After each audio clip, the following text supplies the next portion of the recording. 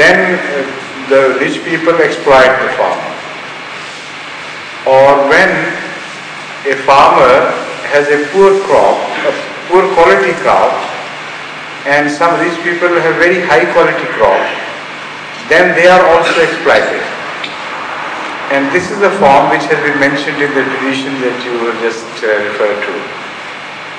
For instance, date, for instance, is a staple diet of Arabia. It used to be, I mean. And at that time, some farmers had poor quality dates, and some rich people had every type of date, reaching the very excellent quality.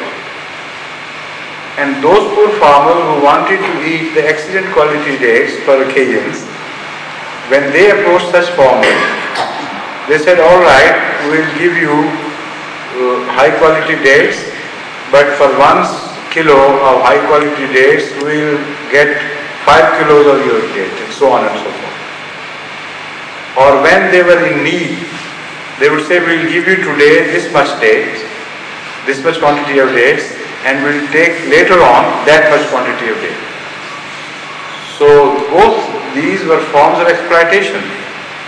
So by reminding us that this is the usury which is forbidden in the Holy Quran, not just a form, but wherever the spirit of exploitation will be found, that will be forbidden under Islam. So Anand Sallallahu Alaihi Wasallam, to make it clear to us, demonstrated it by this. That is to say, if somebody is richer and has a better quality, he should also show kindness.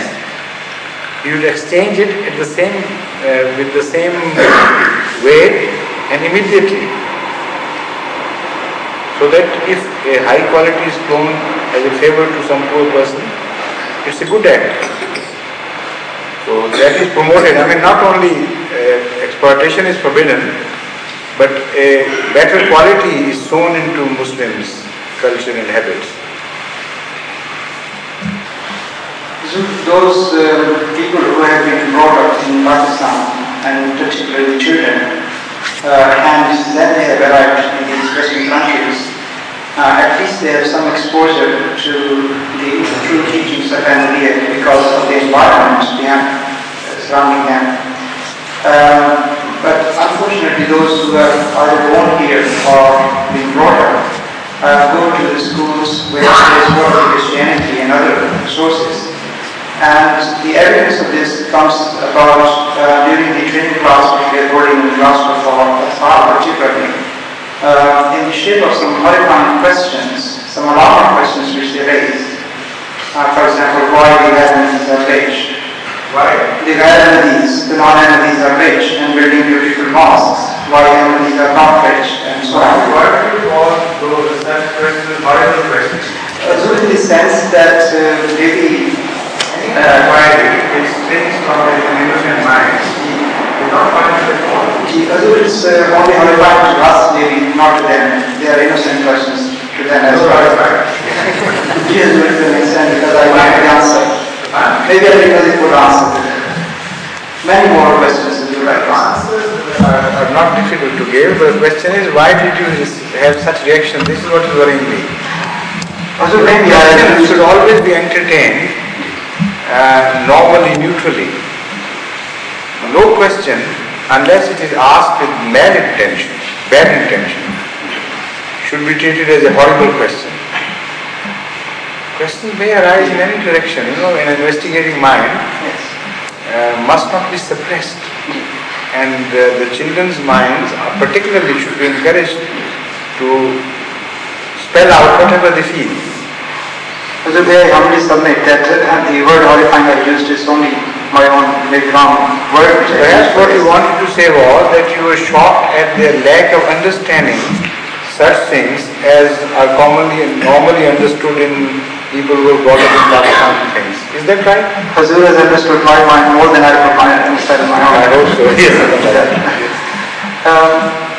And when we try to explain to them, of course, it seems that maybe it's the background, this attitudinal changes.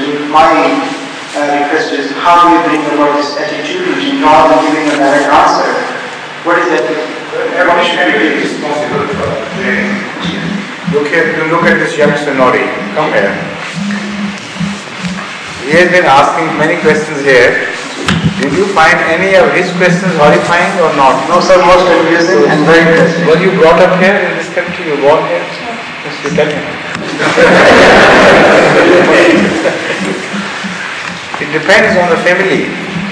If you discharge your responsibilities well towards your own children, no such problems would occur. But most unfortunately, it is the parents who should be worried about, not the children in the first instance.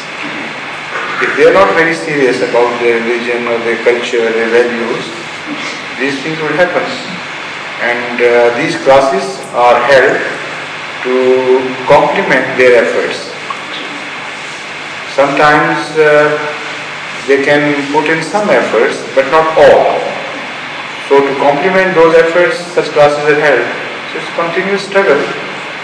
And I hope, inshallah, after participating in this class which you are referring to, they would come out to be, they will emerge as better children than before, inshallah. Yes, inshallah. Maybe I'm a bit impatient. This is the answer, yes.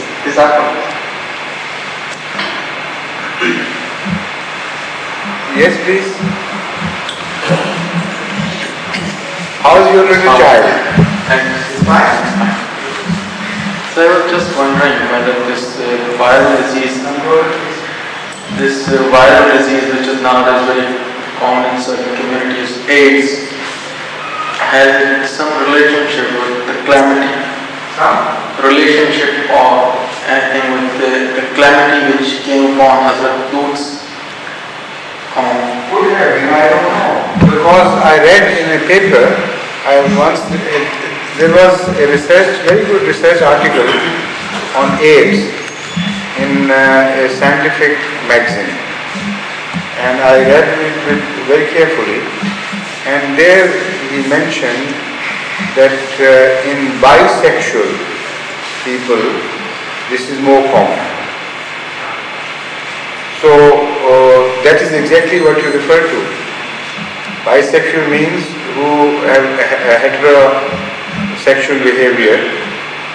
They go to women as well as to men to satisfy their urge. So that might have initiated from them. This is why perhaps it's more common among them. And maybe it's about a punishment from Allah for that very crime.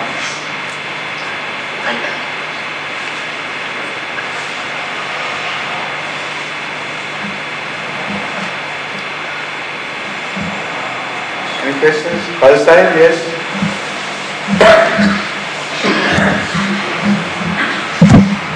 You're off duty tonight? You're off duty? When? Quarter 10. 20th times. That's not it. Do this question of...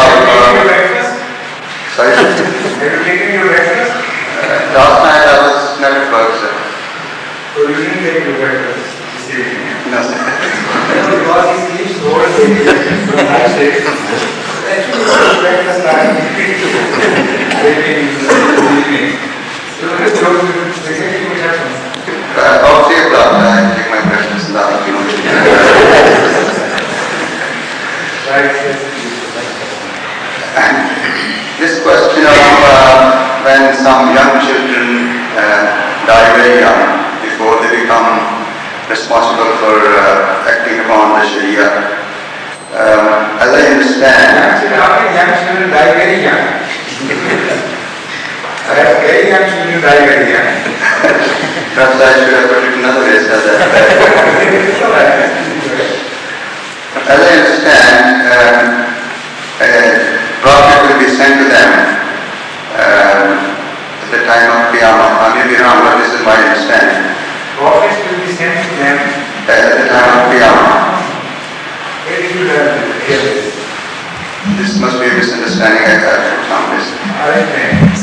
What is mentioned in the tradition is this, that Ahmad sallallahu alaihi wasallam was shown in a vision, Hazrat Ibrahim alayhi salatu wasalam, as a very tall figure, and by his side were so many children.